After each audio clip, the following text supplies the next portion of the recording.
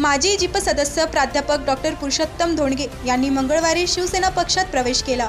त्यांनी माजी मुख्यमंत्री उद्धव ठाकरे यांच्या उपस्थितीत मनगटावर शिवबंधन बांधून अधिकृत पक्षप्रवेश केला। दिनांक 19 ऑगस्ट रोजी मुंबईत मातोश्रीवर हा पक्षप्रवेश सोहळा पार पडला। या प्रसंगी कंधार व लोहा तालुक्यातील आलेल्या शेकडो समर्थकांनी शिवसेनेत प्रवेश करत आपल्या पाठिंब्याची गर्जना केली। या पक्षप्रवेश सोहळ्यासाठी लोहा मतदारसंघातून 500 गाड्यांचा ताफा मुंबईत गेला होता। प्राध्यापक डॉक्टर पुरुषोत्तम धोंडगे श्री शिवाजी मोफत एज्युकेशन सोसायटीचे अध्यक्ष आहेत। सामाजिक कार्य युवा मंचाच्या माध्यमातून कंधार लोहा तालुक्यात ते काम करत आहेत। प्राध्यापक डॉक्टर पुरुषोत्तम धोंडगे हे मतदारसंघामध्ये युवा नेते म्हणून ओळखले जातात। त्यांचे शैक्षणिक आणि सामाजिक क्षेत्रात मोठे योगदान आहे। हिंदुराजे सम्राट स्वर्गीय शिवसेना प्रमुख बाळासाहेब ठाकरे यांच्या पवित्र स्मृतीला अभिवादन करून पक्ष प्रमुख आदरणीय उद्धवजी साहेब आमचे नेते म्हणजे नांदेड जिल्ह्याचे संपर्क प्रमुख जुने माझे खासदार आदरणीय विनायकरावजी राऊत साहेब विधान परिषदेचे विरोधी पक्ष नेते आदरणीय अमरराजे दानवे लातूरचे जिल्हा प्रमुख उपस्थित मान्य बबनरावजी थोरात बालाजी जिल्हा प्रमुख। आज लोहा कंधारवासी यांच्यासाठी खूप आनंदाचा दिवस आहे।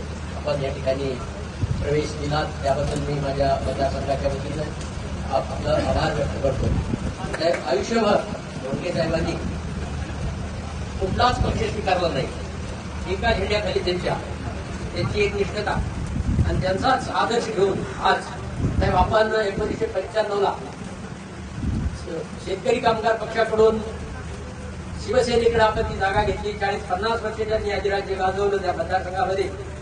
पण आता ती वेळ आलेली आहे आपण सन्मानानं त्यांना या ठिकाणी प्रवेश देऊन त्यांना पुन्हा त्या मतदारसंघामध्ये त्यांनी वडिलांच्या चरणी पाय ठेवून त्यांनी नम्र झालेले आहेत आणि आपल्या सुद्धा चरणी नम्र झालेले आहेत। ते त्या मतदारसंघामध्ये आपण माझी विनंती आहे की आपण त्याच्याकडून घेतलेलं आपण त्यांना परत करायला काही हरकत नाही।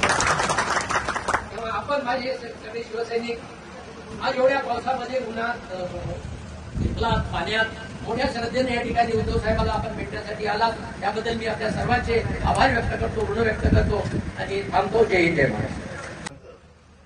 मातोश्रीमध्ये शिवसेनेमध्ये मनापासून स्वागत करतो आणि पुरुषोत्तम मी केवळ पुरुषोत्तम म्हणून बघत नाही तर साहजिकच आहे केशवरावांची परंपरा वारसा त्याला काही जण घराण्याचे म्हणत असतील पण घराण्याची परंपरा या नजरेतून बघतो। रोहिदास आता आपण जे म्हणालात मला की त्यांचं त्यांना परत द्यायला पाहिजे। मी राजकारण आता त्याला राजकारणासाठी नाहीये पण सगळेच जण राजकारण करायला लागल्यानंतर आपण कसं बाजू करायचं त्याच्यामुळे राजकारणातले जे काही धडे घेतले मी देईल पण माणूस माझ्याकडे घेऊन देईल। त्याच्यामुळे त्याने दिलं काय आणि घेतलं नाही एवढं एकच आहे आपलं आपल्याकडेच राहणार आहे। उलट तुम्ही आज चांगलं काम केलंय की एक चांगल्या परंपरेचा माणूस हे माणूस परत बनतोय कारण आधी माणसं नाही राजकारणामध्ये जे काही धुमाकूळ घातलेलं आहे माणसंच दिसे नसली झालेली आहे। सगळेजण चोरच चोर दिसत आहेत कोण पैसे चोरतोय कोण मत चोरतोय कोण पक्ष चोरतोय कोण या सगळ्या चोर बाजारामध्ये माणसं दिसे नसली झाली आणि अशा या पार्श्वभूमीवरती तुम्ही सगळेजण पावसाने राज्यभर धुमाकूळ घातल्या महाकाल दिसला या परिस्थितीत तुम्ही इथे आला याचं तुमची एक जिद्द दिसते आणि त्या जिद्दीला मानाचा मुद्दा करायला म्हणून मी तुमच्यासमोर आज सकाळी अंबरसला फोन केल्यानंतर अंबरस कालपासून सोशल मीडियावर बघतोय भगवादळ निघाले पण या भगवादळामध्ये आपलं नैसर्गिक वादळ आलं त्याचं काय अंबरस म्हणाला अर्धे अधिक लोक चालत तिकडे आलेले आहेत आता राहिलेली येत आहेत तरी सुद्धा मी थोडंसं मला काय होतं कुटुंब प्रमुख तुम्ही म्हटलं किंवा मानतात त्याच्यामुळे सगळ्यांचीच काळजी करावी लागते। आज आपण इकडे प्रवेशाचा सोहळा करतोय पण तिकडे मोकळा धरणाचं काय झालं तुम्हाला कळतंय।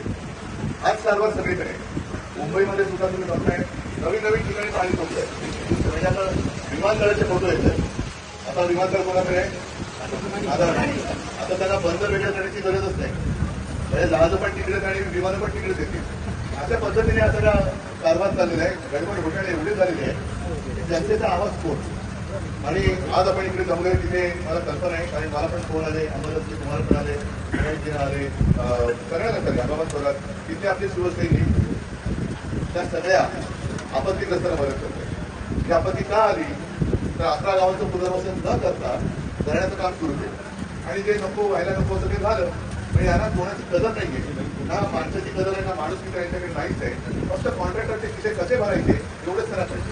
आणि अशा या परिस्थितीमध्ये तुम्ही त्याच्याची कमान न बाळगता आज इथे इथपर्यंत आलात. मला काठी होती इथपर्यंत पोहोचू शकतो. आता जाताना मी खाली बोलवला कारण पावसाने धुमाकूळ घातलेला आहे, वादळ पण आहे आणि बऱ्याच दिवसांचा पहिला प्रथम वेधशाळेचा अंदाज खरा घेतलेला आहे. अरे असल्याचं काय तर म्हणजे त्यांनी कालच विचार दिला. त्याच्यात त्यानंतर मुंबईची आणि इतर शाळा बंद आहे, ऑफिस येतात, लोकल पण जवळपास बंद पडलेले आहेत, विमान सेवा बांधलेली आहे. अशा याच्यामध्ये तुम्ही जसे आलात सावकाश जा, काही गडबड करू नका.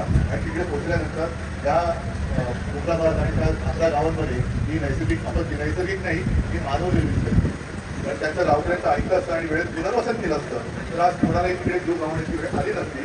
तिथल्या संसार ज्यांचे संसार आहेत, घरदार आहेत, ती उद्ध्वस्त झाली नसती. म्हणून या सुद्धा एका जबाबदारीचं भान ठेवून मी तुमच्या सगळ्यांचं स्वागत करतोय.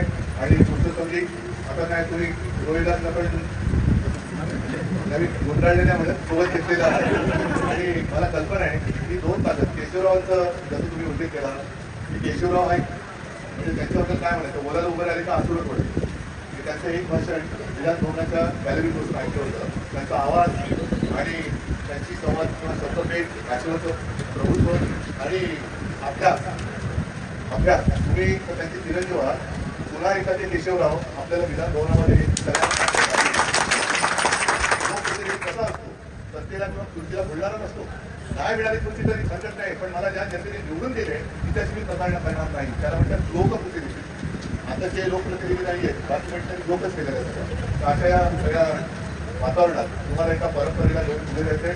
म्हणजे शिवसैनिक आता धोबा घेऊन एका आता भगवान दुसऱ्याचा कशा दोन तुमच्या सोबत आहेत. आता तिथे भगवा पटकल्याशिवाय थांबायचं नाही.